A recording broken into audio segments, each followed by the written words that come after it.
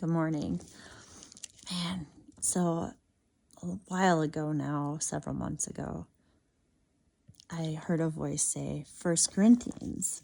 And at the time, what I read, I gathered, like, we get different gifts.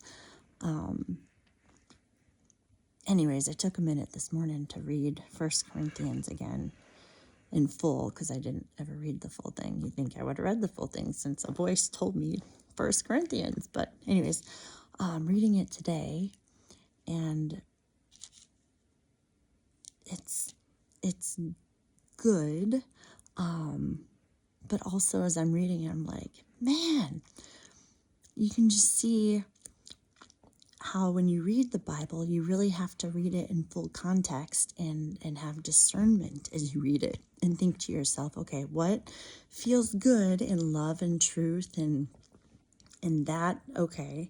And then when you read some of it, you're like, ooh, that is definitely control and not love and truth. And as I'm reading 1 Corinthians, I'm like, okay, yep, I love this. Like 1 Corinthians 13:4.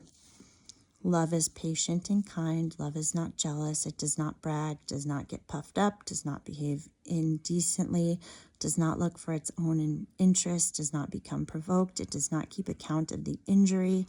It does not rejoice over unrighteousness, but rejoices with the truth.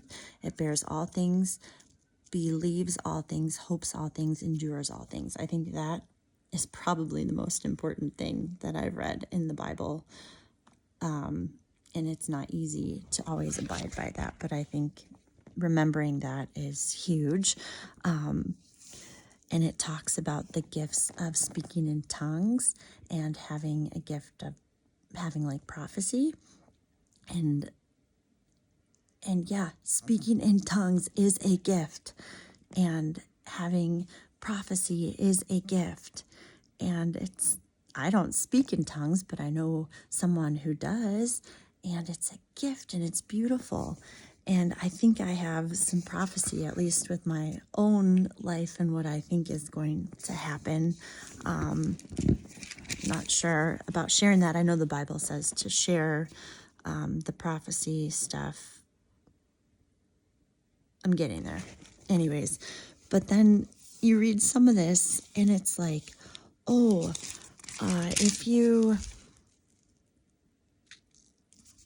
here it is in 1 Corinthians 14:32.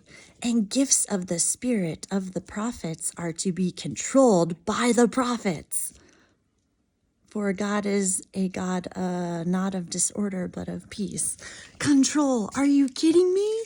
No.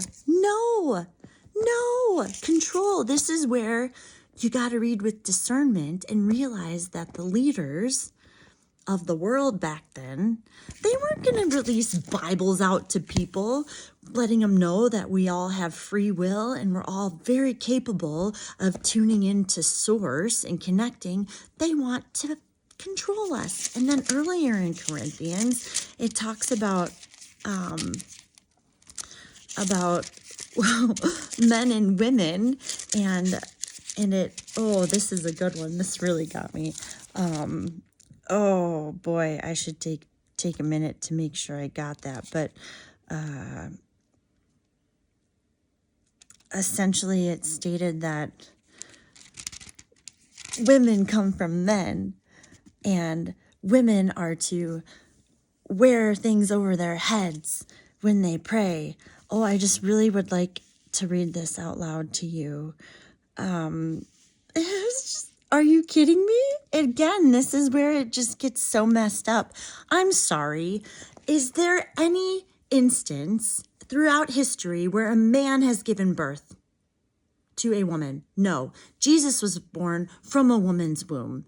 Women hold the power of creation. Yes, we need men to help, but maybe not in all circumstances, because Jesus was born from Mary without the help of a man that we know of. Maybe an extraterrestrial helped out. We don't know. But supposedly there was a lizard at some point who was in a zoo with no other male lizards and ended up having a baby. So it's possible. It is possible.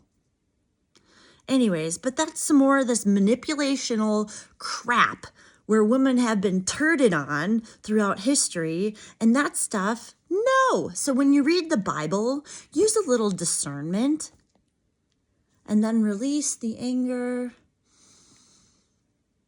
Try to release it and live in peace and love and forgiveness.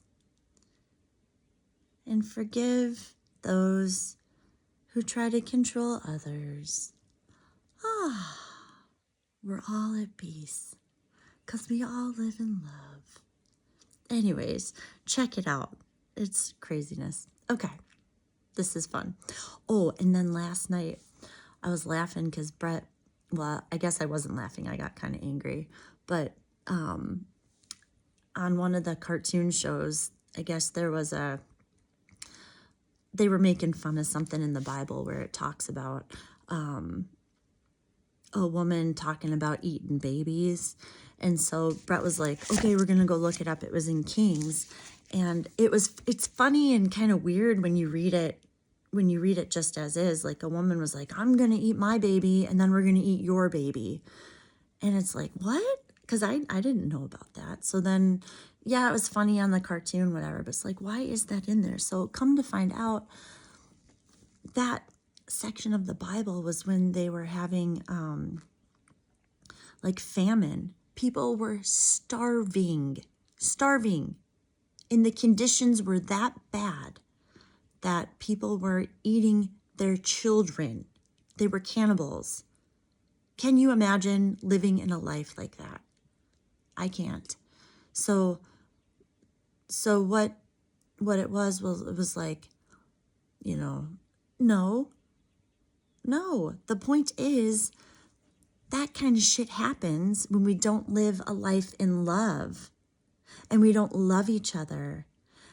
That kind of life happens when we veer away from love and truth and we're not helping one another and we're fighting one another and we're killing one another and we're not living in gratitude and appreciation. That's the whole point of a lot of this stuff that I'm learning, right? Like, yeah, when we talk about living a life like God, we're living in truth and love and gratitude and loving thy neighbor, not killing one another, not living a life of fear.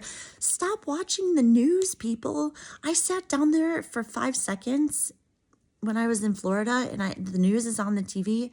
It is so negative. It is poison. It is poison. Turn it off. There is so much to be grateful for and excited about living in your life, in your community. Get up and go for a walk.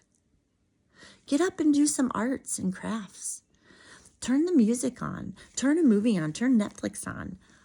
Turn the news off. If you want to smile, stop watching the news. It is so negative. I couldn't handle it. I was just like, oh, gotta go.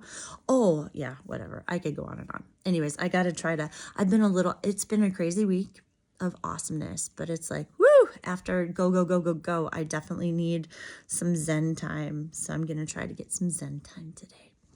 Anyways, thanks for listening. Have a great day. Bye.